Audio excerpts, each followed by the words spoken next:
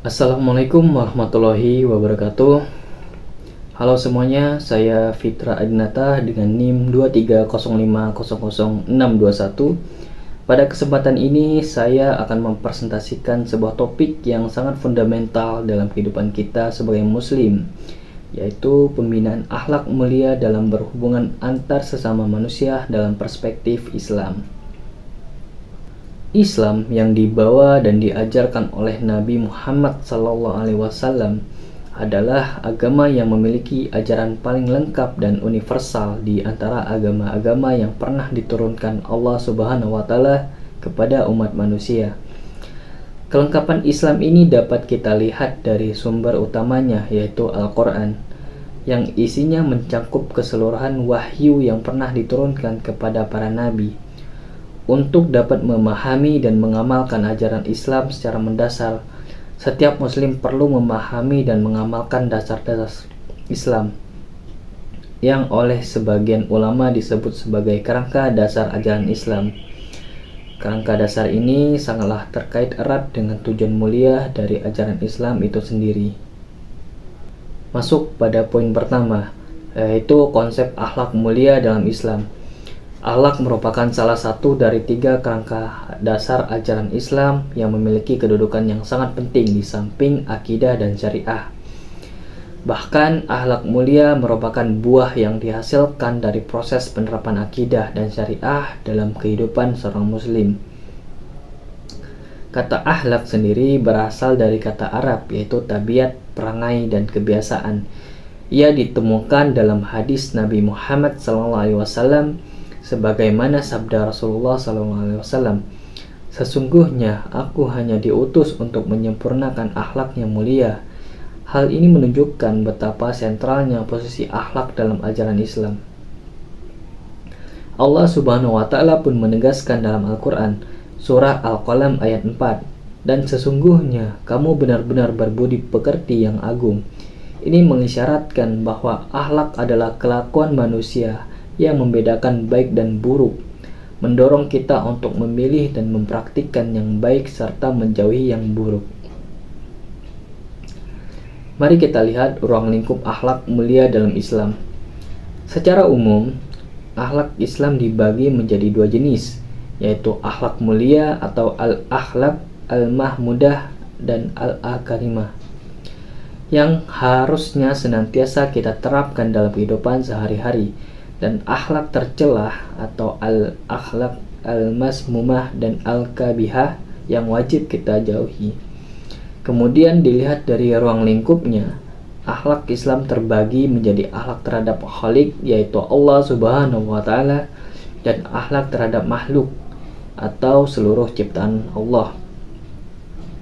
Akhlak terhadap makhluk ini sendiri masih dirinci lagi menjadi beberapa macam, seperti akhlak terhadap sesama manusia, akhlak terhadap makhluk hidup selain manusia seperti tumbuhan dan binatang, serta akhlak terhadap benda mati.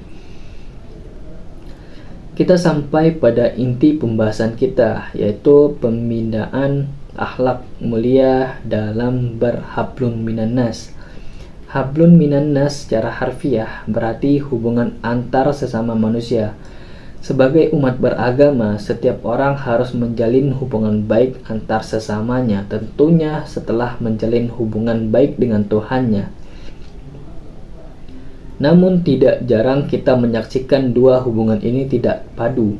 Terkadang ada seorang yang mampu menjalin hubungan baik dengan Tuhannya, namun ia justru bermasalah dalam menjalin hubungan dengan sesamanya.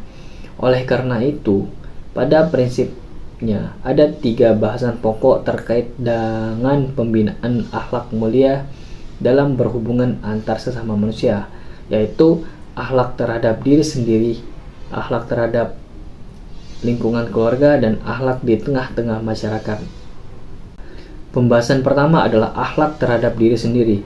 Salah satu bentuk akhlak mulia terhadap diri sendiri adalah memelihara kesucian diri, baik secara lahir maupun batin. Orang yang mampu memelihara diri sendiri dengan baik akan selalu berupaya untuk berpenampilan baik sebaiknya, khususnya di hadapan Allah dan pada umumnya ke hadapan manusia. Ini mencakup perhatian pada bagaimana tingkah lakunya, bagaimana penampilan fisiknya, dan bagaimana pakaian yang dikenakannya. Namun perlu ditekankan, pemeliharaan kesucian diri ini tidak hanya terbatas pada fisik, tetapi juga pemeliharaan non-fisik, yaitu batin, menjaga hati dan pikiran dari hal-hal yang buruk. Selanjutnya kita membahas akhlak dalam lingkungan keluarga. Di samping harus berakhlak mulia terhadap diri sendiri, setiap muslim juga harus berakhlak mulia dalam lingkungan keluarga. Pembinaan akhlak mulia di lingkungan keluarga ini sangat luas cakupannya, meliputi bagaimana hubungan seseorang dengan orang tuanya, termasuk dengan guru-gurunya, dan berkedudukan seperti orang tua. Kemudian bagaimana hubungan dengan orang tua yang lebih tua atau dengan yang lebih muda, bagaimana interaksinya dengan sesama baya, dengan lawan jenis, serta tentu saja bagaimana hubungan yang harmonis antara sesuami atau istri dan juga dengan anak-anak. Terakhir adalah akhlak di tengah-tengah masyarakat. Yang dimaksud dengan pembinaan akhlak mulia di tengah-tengah masyarakat ini adalah menjalin hubungan baik yang tidak hanya terfokus pada pergaulan antara manusia secara individual, tetapi lebih luas lagi, terfokus pada perilaku kita dalam berbagai kondisi yang berbeda-beda.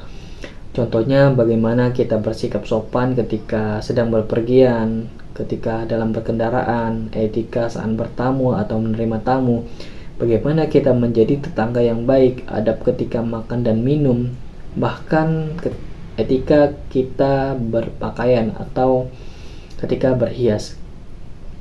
Definisi orang lain di sini bisa diartikan sebagai siapa saja yang berada di luar diri kita sendiri, baik itu anggota keluarga maupun orang lain di luar lingkungan keluarga kita. Sebagai penutup, dapat kita ambil kesimpulan bahwa sangatlah penting untuk membina dan mengembangkan akhlak mulia dalam berhubungan antar sesama manusia dalam perspektif Islam.